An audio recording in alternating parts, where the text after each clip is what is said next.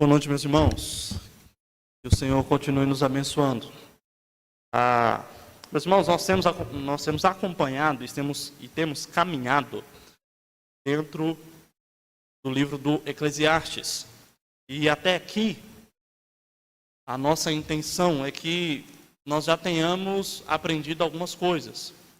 A primeira delas é que o livro do Eclesiastes, ele vai tratar, o eu lírico do livro, nós o chamamos aqui de o homem mundano. E o que seria esse homem mundano? O homem mundano seria aquela pessoa que tem o seu coração, a sua esperança nas coisas deste mundo. Tudo o que mais importa para o homem mundano é o que ele tem, o que ele vê, o que ele pode conquistar. Esse homem mundano, inclusive, ele não necessariamente está fora da igreja, mas ele pode estar também dentro da igreja. Esse homem mundano, ele pode ser uma fase em que talvez nós venhamos a confiar mais em coisas ou em pessoas, muito mais do que em Deus. Mas ao mesmo tempo, o livro do Eclesiastes, ele vai mostrar como que nós podemos tratar desse homem mundano dentro de nós e como nós podemos mostrar essa dura realidade para pessoas que ainda não conhecem o Senhor Jesus Cristo. E pensando nisso, nós já lemos aqui o texto durante a liturgia, nós vamos meditar hoje no capítulo 4 do Eclesiastes. Vamos orar mais uma vez, pedindo ao Senhor que nos oriente. Senhor, obrigado, Pai, por nós estarmos aqui. Obrigado, Senhor, por ter falado com o Senhor através dos cânticos, através das orações. Te pedimos, ó Deus, que o Senhor é que venha falar conosco através da Tua palavra. Ó Deus, a começar de mim, o Senhor me instrua, me ajude, ó Deus, a falar de maneira fiel e clara, ó Deus, à Tua igreja, e que todos nós aqui nessa noite possamos aprender um pouco mais do Senhor. Ó Deus, me use, apesar das minhas limitações. Toda a glória, ó Deus, seja dada a Ti, em nome de Jesus. Amém.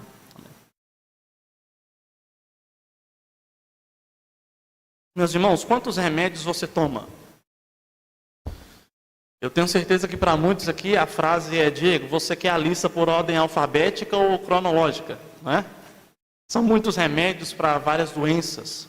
Às vezes são vários remédios para uma doença só. O fato é que os remédios, que são frutos aí da graça comum de Deus, eles fazem diferença na vida de muitas pessoas. Alguns de nós tomamos o remédio só uma vez e já resolve. Outros precisam tomar algum remédio durante a vida toda. Por incrível que pareça, o Evangelho não é diferente. O Evangelho é este grande remédio que aquele que toma, ele é salvo. E aquele que não toma desse remédio, ele é ou está condenado. Só que por via das vezes nós começamos a pensar que o Evangelho é somente uma dose. E que ele vai tratar simplesmente da doença, mas não. O Evangelho, ele trata da doença, sim, do pecado, mas ele também trata do sintoma. E às vezes nós pensamos que o Evangelho ele só vai, por exemplo, salvar o pecador e vai garantir a entrada dele no céu, que ainda está por vir. Mas nós nos esquecemos que o Evangelho também trabalha em nós em um processo. Enquanto nós estamos aqui, o Evangelho ainda trata de algumas questões do nosso coração. E pensando nisso, meus irmãos, a minha proposta aqui com essa mensagem de hoje é que nós possamos meditar no fato de que o homem mundano, aquele que tem o seu coração nas coisas desse mundo, ele está doente e ele precisa do Evangelho.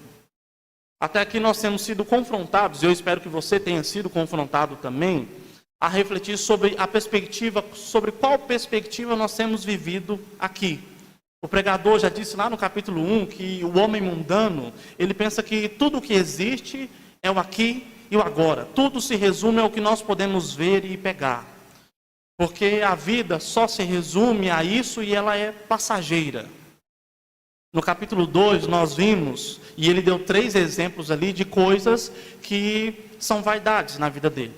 Ele diz que a riqueza que nós temos ou nós podemos ter é vaidade. A sabedoria que nós temos ou nós podemos buscar é vaidade. O trabalho que nós tanto buscamos e às vezes até nos cansa, isso também é vaidade.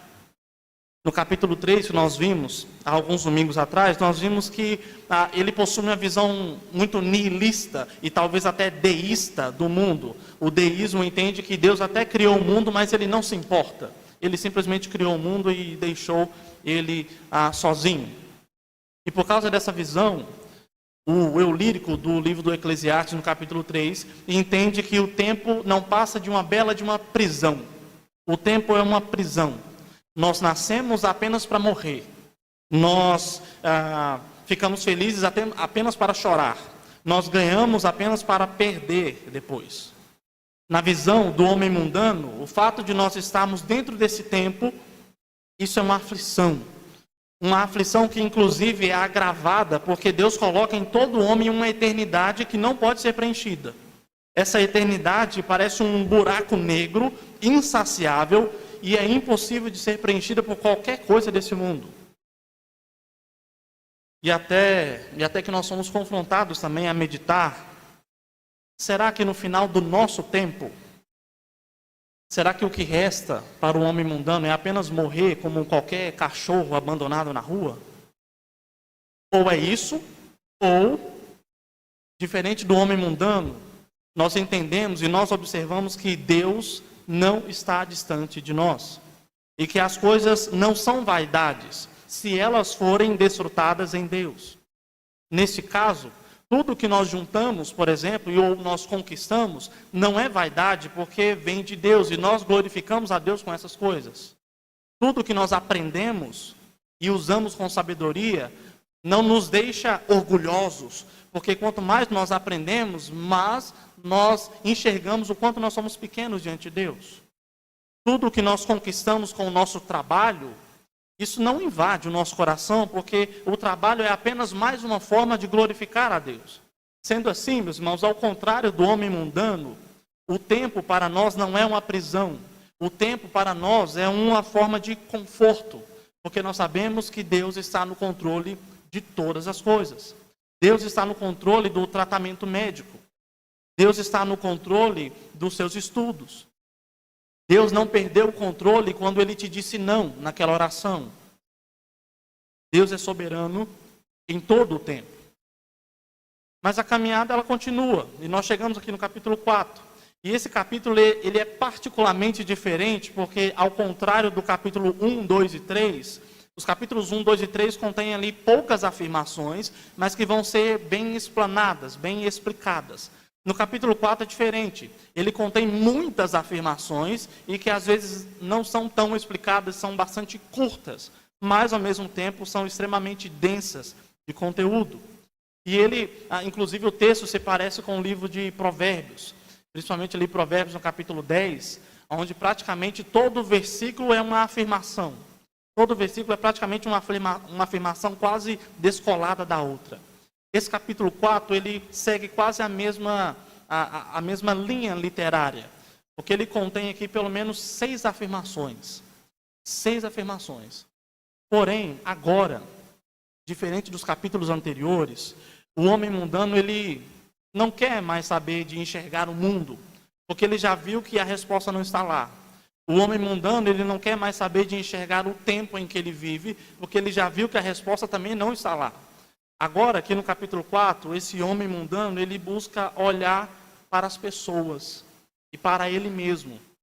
Só que nós vamos ver que também a resposta não está nas pessoas. Ele percebe que no final das contas, a resposta não está no mundo, a resposta não está nesse tempo, e a resposta também não está no ser humano. O pregador, meus irmãos, ele expõe aqui pelo menos 6 características do homem mundano. Ele expõe a opressão, nos versículos 1 a 3. Ele expõe a inveja, no versículo 4.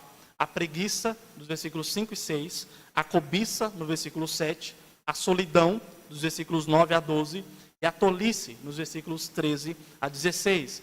Obviamente que não dá para nós aqui explanarmos, esgotarmos tudo o que o texto tem para nos dizer sobre cada uma dessas características, mas vamos fazer aqui um panorama geral para entendermos essas características e essas consequências, o que essas características geram na vida do homem mundano. A primeira, então, característica do homem mundano é a opressão, dos versículos 1, 2 e 3. E o texto começa com uma observação muito parecida com o que ele já disse no capítulo 3. No capítulo 3, o pregador enxerga a injustiça e a maldade. Aqui no capítulo 4, ele enxerga a opressão e a crueldade.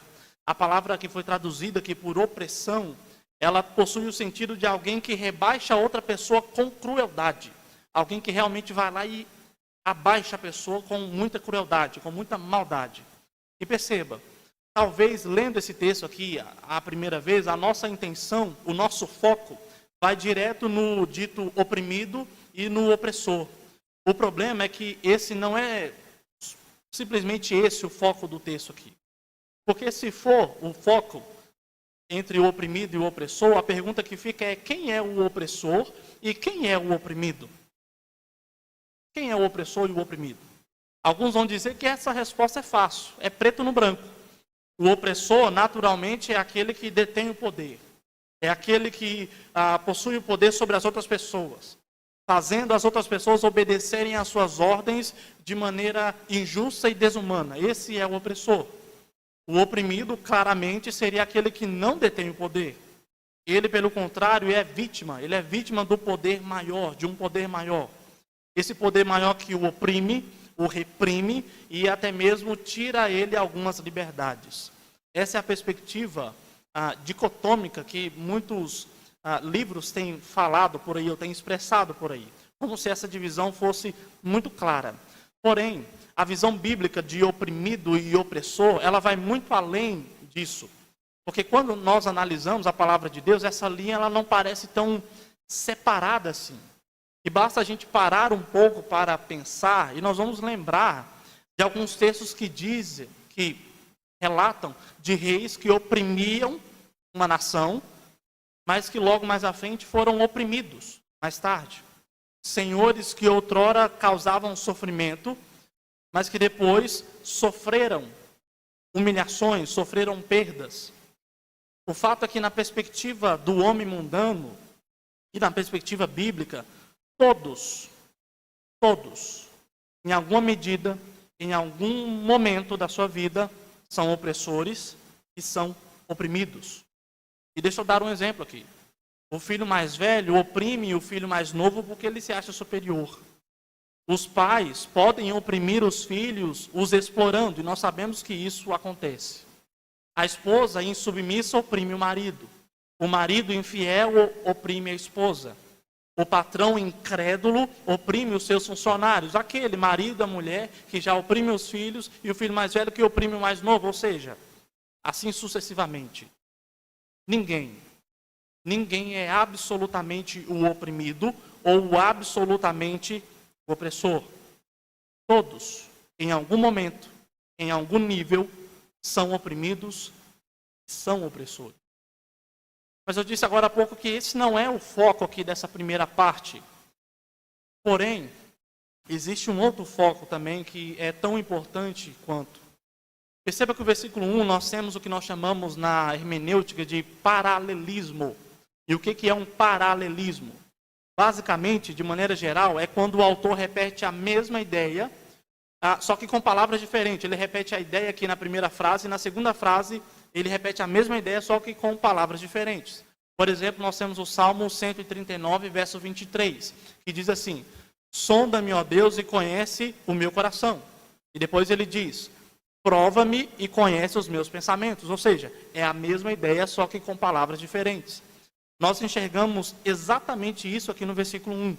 Note que a primeira afirmação do versículo 1 é: vi ainda todas as opressões que se fazem debaixo do sol, vi as lágrimas dos que foram oprimidos, sem que ninguém os consolasse. A segunda frase do versículo 1 é: vi a violência na mão dos opressores, sem que ninguém consolasse os oprimidos. Ou seja, é a mesma ideia, repetida duas vezes. E por que isso acontece? Por que o escritor usa desse recurso?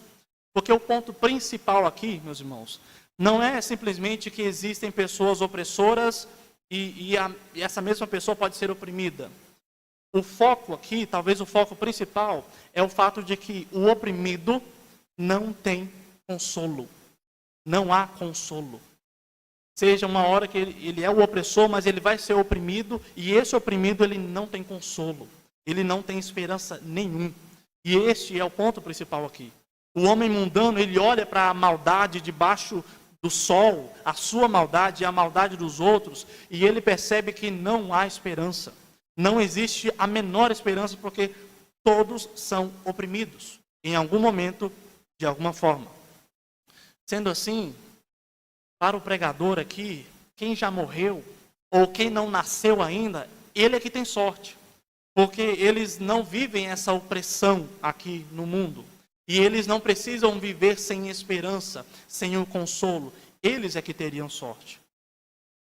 Se nós pudéssemos resumir, meus irmãos, esse primeiro ponto aqui, nós poderíamos dizer que esse homem mundano é um oprimido que não encontra consolo no seu coração. O homem mundano, em outras palavras, ele não tem paz. Ele não tem paz. E essa é a primeira característica. Um homem mundano, oprimido, sem consolo. Agora nós veremos que ele também é domado pela inveja, no versículo 4. E o que nós podemos dizer sobre a inveja? A inveja, muitas vezes, é aquela marca de nascença que nós temos vergonha de dizer que nós temos. A inveja, melhor dizendo, ela parece aquele Deus que muitos têm em seu coração, mas não admitem que têm. Mas o que poucos percebem é que a inveja é capaz de fazer, inclusive, com que o homem se esforce e melhore as suas habilidades, só que pelos motivos errados. No versículo 4 diz que por causa da inveja, o invejoso ele trabalha, a primeira palavra trabalho aí traz a intenção de, ele se esforça, ele cansa, só para buscar uma maior habilidade motivado pela inveja. E perceba, novamente aqui, nós temos que lembrar o conceito de estrutura e direção, que nós já explicamos aqui algumas vezes. Se esforçar no trabalho, buscar melhorar as suas habilidades, isso é pecado? Não, isso não é pecado, é a estrutura. Porém, se a motivação no seu coração em fazer essas coisas, por pura e simplesmente pelo ato de diminuir o próximo, para conseguir o lugar dele, ou para conseguir as coisas dele, ou o status de uma outra pessoa, então a sua direção é pecaminosa. A estrutura é boa, a direção em que você leva essas coisas é que pode ser pecaminosa. E neste caso, quem está dominando o seu coração não é o evangelho, mas quem está dominando o seu coração é a inveja. E, meus irmãos, não são raras as pessoas que cultivam nos seus corações mágoa, rancor e até mesmo ódio, ou simples inveja. A inveja do corpo que a outra pessoa tem, a inveja do dinheiro que o outro tem, a inveja da felicidade que o outro tem. Mas o que poucos param para pensar é que, na perspectiva bíblica, a inveja é um sintoma. Ela é um sintoma. Muitos são dominados por esse Deus chamado inveja, simplesmente porque os seus corações, e em seus corações não há contentamento. Nos seus corações não há contentamento. A verdade, meus irmãos, é que o Senhor nos chama para termos exatamente isso, contentamento em Deus. Porque se eu tenho contentamento em Deus, então eu serei contente em qualquer situação que eu esteja. E é por isso que Paulo vai dizer, aprendi a viver contente em toda e qualquer situação. Filipenses 4:12. Ou seja, se o meu contentamento está em Cristo, eu serei contente, não importa a situação em que eu esteja. E note, vimos então que o homem mundano, ele vive, ele é oprimido sem consolo. Ele é invejoso sem contentamento. E agora nós veremos sobre a preguiça, dos versos 5 a 6. E veja que agora nós temos uma contradição com o ponto anterior sobre a inveja. Porque se a inveja faz com que o homem acorde cedo, se afadigue para trabalhar, a preguiça faz o contrário.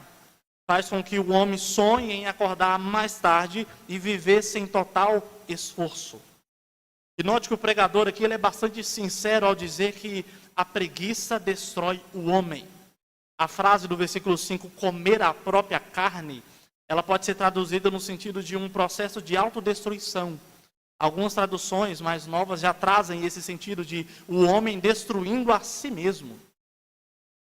Um outro ponto interessante é que para o homem mundano, meus irmãos, a preguiça ela parece a conclusão mais lógica possível. Ele explica dizendo no versículo 6 que é muito melhor descansar e encher o seu coração de descanso do que encher o seu coração de trabalho. Porque o trabalho é vaidade, é correr atrás do vento.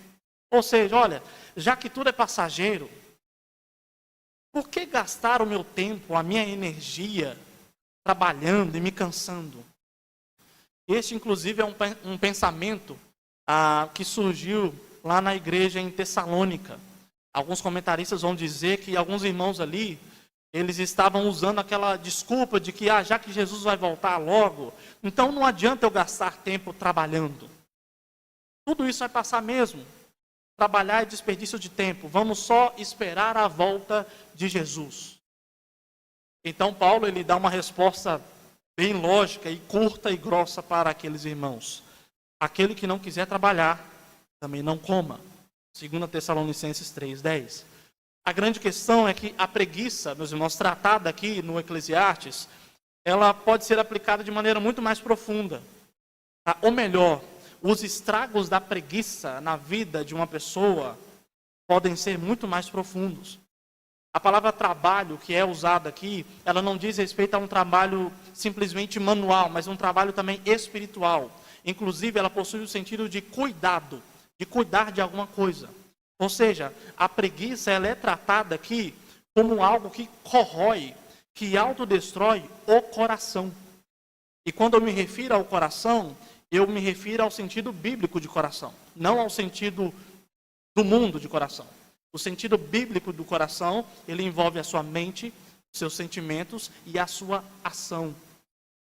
O que o texto então nos aponta é que a preguiça, ela não corrói apenas a ação física, mas também a mente, o sentimento, o espírito. E por que esse ponto, meus irmãos, ele é tão importante? Porque muitas vezes nós só ligamos a preguiça apenas a uma ação física, não é? O fulano é preguiçoso, ele não age, ele não trabalha. Porém, não seria exagero dizer, meus irmãos, que há muitas pessoas, principalmente nessa nova geração, preguiçosas espiritualmente. Preguiçosas espiritualmente. Por exemplo, 90% das pessoas que não possuem uma vida de devocional própria em casa, não é por falta de tempo, como nós ouvimos por aí. É por preguiça. As nossas orações individuais, em casa ou em qualquer outro lugar, elas são talvez superficiais, porque nós temos preguiça de gastar tempo falando com Deus. Preguiça de ler a palavra de Deus. Preguiça de visitar os irmãos, de se dispor para aconselhar e acompanhar alguns irmãos. E como nós temos colocado o contraponto aqui, o oprimido não tem consolo, o invejoso não tem contentamento. Neste caso, o preguiçoso não tem atitude no seu coração. Ele não tem atitude, por isso ele não tem profundidade no seu coração. Ele não possui atitude profissional, intelectual, porque ele tem preguiça. Mas também ele não possui atitude no seu relacionamento com o Senhor. E isso é muito mais grave. Nós vimos até aqui sobre o homem mundano ser oprimido sem consolo, invejoso sem contentamento e preguiçoso sem atitude. Agora nós veremos sobre a cobiça, dos versos 7 a 8. E nessa quarta característica do homem mundano, nós temos aqui uma sequência relacionada ao trabalho também. Os frutos provenientes do trabalho. O invejoso, ele se cansa de tanto trabalhar, movido pelo desejo de prejudicar o outro. O preguiçoso busca não trabalhar porque ele entende ser melhor assim. Agora o cobiçoso, ele trabalha exageradamente. Não movido pela inveja, mas pelo simples desejo de ter mais. Sempre querer ter mais. E o mais interessante, meus irmãos, é que se o oprimido não é consolado, o invejoso não tem contentamento, o preguiçoso não tem atitude, o cobiçoso não tem ninguém. Ninguém. O versículo 7 expressa isso. Ele dá um exemplo aqui de de alguém que não tem ninguém. Trata-se de alguém que não possui ninguém, nem mesmo um filho ou um irmão. E mesmo assim ele não cessa de trabalhar. E não está claro aqui se foi a cobiça que afastou todos da vida dele, ou se justamente porque ele não tem ninguém, ele é cobiçoso, ou ele abraçou a cobiça. Mas o que está claro aqui é que os olhos dessa pessoa não se enchem de riqueza. Ele não se farta dos seus bens. E o fato do pregador ter usado a figura dos olhos aqui, isso é muito simbólico. Pois os olhos são frequentemente usados como uma metáfora para se ver o que está dentro do coração. O próprio Jesus Cristo ensina lá no Sermão do Monte que os olhos são a lâmpada do corpo. E dependendo de onde os olhos, para onde os olhos são apontados, isso mostra o que está dentro do coração, o que está cheio o coração. Nesse caso, o pregador ele faz um alerta aqui muito sério. Porque quando nós observamos para o que as pessoas têm observado ultimamente, quando nós olhamos para o que as pessoas têm enchido os seus olhos ultimamente, nos parece que as pessoas andam totalmente vazias, tanto nos seus corações quanto nas suas mentes. E o texto nos dá uma dica aqui de como saber se isso tem nos afetado. A dica é: você tem preenchido os seus olhos com o quê? Você tem enchido os seus olhos com o quê ultimamente? Meus irmãos, nós vivemos em um mundo que vive para produzir espetáculos que enchem os olhos. Pessoas se vestem de forma inapropriada para encher os olhos. Aquela profissão é tão desejada, porque o salário enche os olhos. Isso é raro, mas acontece muito. Só que o pregador ele dá duas péssimas notícias aqui. Duas péssimas notícias para o homem mundano cobiçoso. A primeira delas é que, adivinhe, não se pode preencher os olhos com nada debaixo do sol. O final do versículo 7 esclarece isso. A segunda notícia, tão ruim quanto, é que o homem mundano ele pode estar tão cego pela cobiça que ele pode nem ter tempo para desfrutar daquilo que tem. O versículo 8 diz que uma pessoa movida pela cobiça, ela não reflete para o fato de que um dia ela não vai mais estar aqui e ela não vai poder mais desfrutar do fruto do seu incessante trabalho.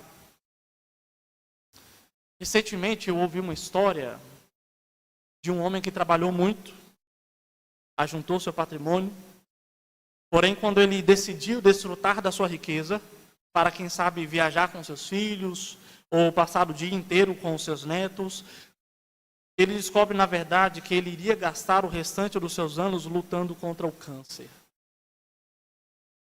Isso nos chama a atenção, meus irmãos, para o fato de que a cobiça pode nos deixar solitários. Porque a única companhia, nesse caso aqui, ou é o trabalho, ou é a morte. Ou o trabalho ou a morte. Veja bem, você não precisa estar aposentado ou esperar se aposentar para abraçar a sua esposa e dizer que a ama. Você não precisa esperar se aposentar para sentar com os seus filhos e descobrir o que eles andam lendo, vendo, aprendendo.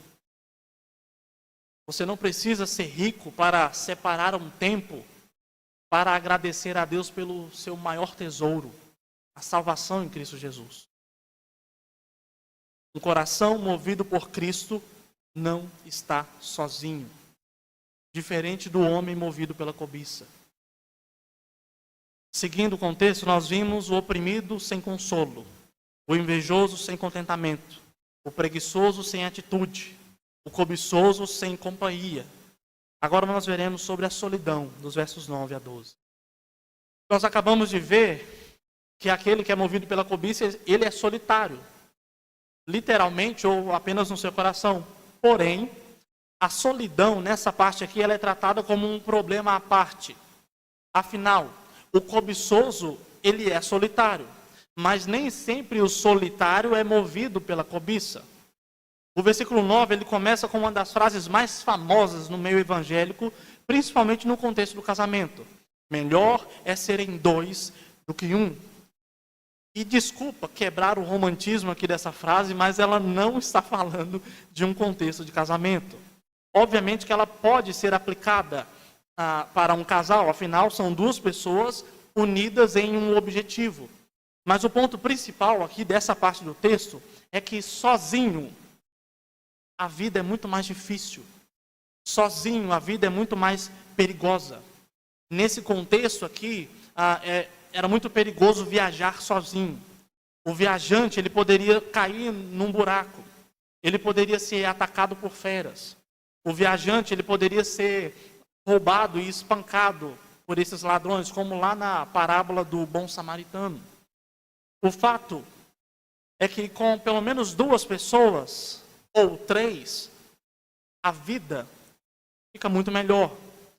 Fica muito mais fácil passar pelas dificuldades, pelas preocupações, e se torna muito mais fácil enfrentar essas coisas. Essa parte do texto é interessante porque ela nos dá um exemplo positivo. Ela nos dá um exemplo positivo, e é a única parte desse texto, desse capítulo aqui, que nós temos um exemplo positivo. No restante de todo o capítulo, são exemplos negativos. O opressor, o invejoso, o preguiçoso, o cobiçoso. Mas aqui o pregador, ele decide inverter. Ele fala de algo positivo, de alguém que caminha com as outras pessoas. Mostrando um homem que tem uma companhia e por isso ele é ajudado. E ele quer dizer que por trás do homem mundano ele não tem uma companhia e por isso ele não é ajudado. E por isso ele precisa de um Salvador. Meus irmãos, somente isso já nos traz algumas questões importantes para a gente pensar. Não é bom estarmos sozinhos nesse mundo opressor. É melhor sermos dois ou mais do que sós. Se você se sente sozinho nessa caminhada cristã, prazer, meu nome é Diego. Se você precisar de alguém para caminhar, conte comigo. Nós temos aqui a irmã Eline, se você precisar de alguém para caminhar, conte com ela. Nós temos o pastor Éder. Todos os irmãos aqui. Se você se sente sozinho para caminhar rumo a Cristo, conte conosco. Melhor sermos dois ou mais do que apenas um. Sendo assim, se você, por exemplo, quer levar a vida com Deus mais a sério e caminhar em direção a Deus de forma mais séria, é melhor ser dois do que apenas um. Então chame alguém para andar com você. Se você está sofrendo com alguma tristeza ou ansiedade e precisa chorar e se derramar diante de Deus, é melhor dois do que um. Então chame alguém para chorar com você. E ao final, os dois serão consolados pelo Espírito Santo. Se você está pensando em se casar ou não, se casa ou não, é melhor dois do que um. Isso com certeza. Chegamos então, meus irmãos, na última característica do homem mundano. E até aqui nós vimos o oprimido sem consolo, o invejoso sem contentamento, o preguiçoso sem atitude, o cobiçoso sem ninguém, o solitário sem ajuda e por fim nós veremos sobre a tolice. E essa característica é interessante porque ela se liga perfeitamente com o primeiro ponto do texto, sobre a opressão. Os irmãos vão se lembrar do que eu disse agora há pouco, que a linha de opressor e oprimido ela não é tão clara, de forma que todos em alguma medida ou em algum momento são oprimidos e também são opressores. Esse último ponto aqui do texto, ele fala da tolice que pode enganar um homem que está com poder. Porque uma hora você pode ser um rei experiente e poderoso, e do dia para a noite um jovem pode tomar o seu lugar e você já não está mais com poder. Agora você está sendo oprimido. A ideia aqui é que o homem mundano ele é tolo. Ele é tolo porque ele pensa que a sua sabedoria é suficiente para o sucesso. Aquele que tem o seu coração voltado para as coisas deste mundo, simplesmente, ele pensa que a sua inteligência, a sua mera inteligência, é o suficiente para o sucesso. O homem vive com o seu coração soberbo. Ele só está interessado no conhecimento das coisas que ele consegue ver, que ele consegue ler. ele confia mais na sapiência humana do que em Deus. Ou seja, para ele, o sucesso é medido pelo número das suas conquistas. Se você teve muitas conquistas, então você teve sucesso. E se você teve poucas ou nenhuma conquista, então você é um fracassado. Mas o pregador, ele vai contra essa ideia. Ele vai contra essa ideia e diz que é melhor ser um jovem pobre, mas que é sábio, do que alguém de idade avançada que não está disposto a ser repreendido. O que ele quer dizer com isso? Ele está dizendo que a sabedoria, ela não é medida pelo número de conquista. Ela é medida, meus irmãos, ela é medida se o seu coração está disposto a ser admoestado pela palavra de Deus. A sabedoria, ela é medida pelo quanto você está disposto a ser admoestado e aconselhado com base na palavra de Deus. E nos dias de hoje, onde as pessoas são tão antropocêntricas, são tão egocêntricas, é muito fácil a gente encontrar pessoas que não suportam a ideia de serem confrontadas, de serem admoestadas, de serem repreendidas.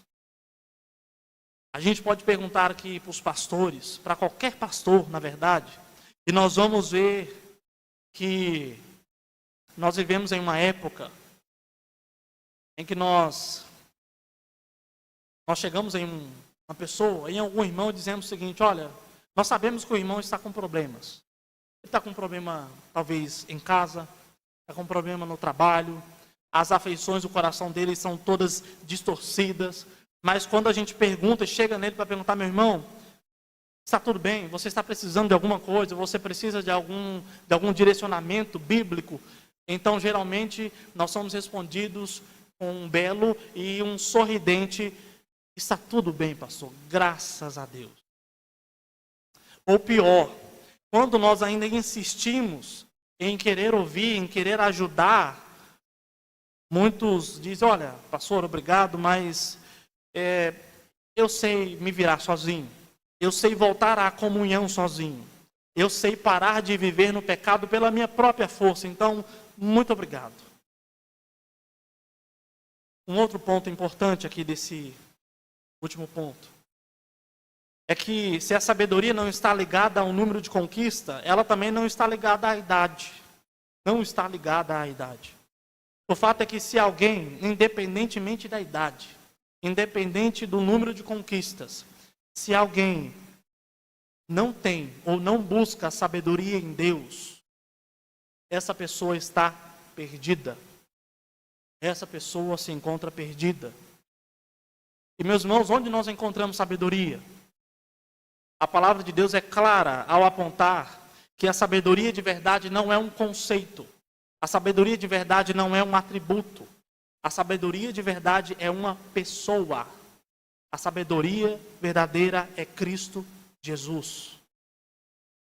O tolo não tem a verdadeira sabedoria. Logo, ele precisa de Cristo na sua vida. E aqui eu quero partir para a conclusão e também fazer algumas aplicações para a nossa vida. Não significa que todo homem mundano tem todas essas características aqui. Mas significa que todas essas características estão presentes no homem mundano. Sendo assim, qual é a solução então? Qual é o remédio para essas doenças? Veja bem, nós procuramos aqui ao longo do sermão, ao mesmo tempo que mostrar a doença, também nós procuramos mostrar o efeito do remédio contra essa doença. No caso do oprimido, a falta dele de consolo. No caso do invejoso, na falta de contentamento. No caso do preguiçoso, na falta de atitude na sua vida. Aquele que é movido pela cobiça, falta a ele alguém mais importante do que o dinheiro. O solitário, ele precisa de um companheiro para caminhar junto com ele. O tolo, ele está perdido e precisa de alguém que salve ele. Nós temos então 6 doenças que podem ser tratadas com 6 necessidades. Mas por incrível que pareça, o remédio é um só: Jesus Cristo. Meus irmãos, Jesus é o remédio para todas essas doenças aqui.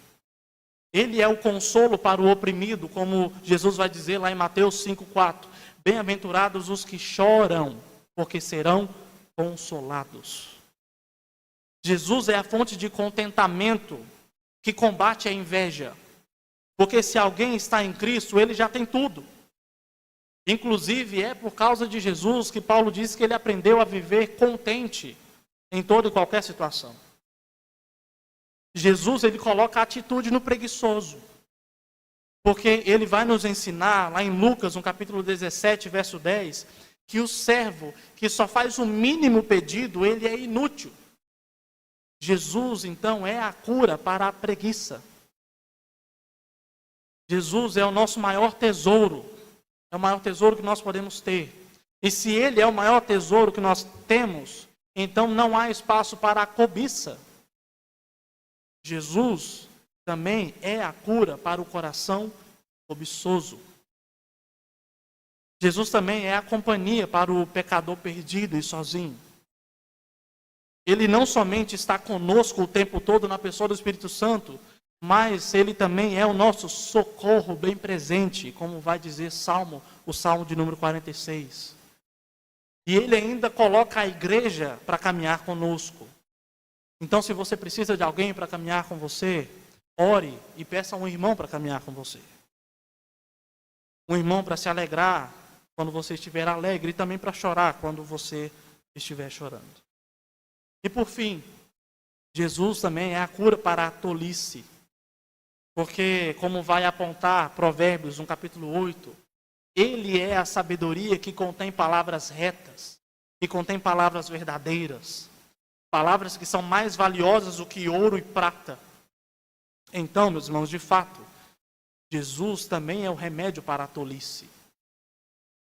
Jesus, no geral, ou num total, Jesus é o remédio para o coração mundano. Jesus é o remédio. Caso você tenha alguma dessas características aqui, ou caso você esteja lutando com alguma dessas características aqui, beba desse remédio. Ofereça esse remédio para as outras pessoas. Nós somos confrontados aqui então, meus irmãos, nesse momento, a sermos curados. Não por uma filosofia humana, não por uma riqueza humana. Nós somos confrontados aqui a sermos curados por Jesus Cristo, Filho de Deus. Vamos orar, depois nós vamos cantar mais um cântico que diz: no nome do Senhor Jesus, eu quero me entregar. Ó Deus, obrigado, Pai, obrigado pela Tua palavra. Obrigado porque o Senhor tem exposto a Tua palavra e nos exposto diante da Tua palavra. Ó Deus, nos ajude, ó Deus, a tratar daquilo que tiver de ser tratado, ó Deus, em nossos corações. Não permita, ó Deus, que essas características do homem mundano venha encher ou venha ocupar, ó Deus, um lugar que é só seu na nossa vida e no nosso coração. Tenha misericórdia, Deus, por todas as vezes que nós nos deixamos levar e nós preferimos servir, ó Deus, à inveja, à cobiça, à preguiça, a todas essas características aqui citadas. Tenha misericórdia de nós e, ao mesmo tempo, nos ajude, ó Deus, a ter um olhar de amor para com aqueles, ó Deus, que ainda estão debaixo, ó Deus, ainda estão sentindo essas doenças, esses sintomas de uma doença muito mais grave. Ó Deus, mas ao mesmo tempo nós nos alegramos, porque o Senhor nos deu, ó Deus, o melhor remédio do universo. O Senhor mandou o Teu único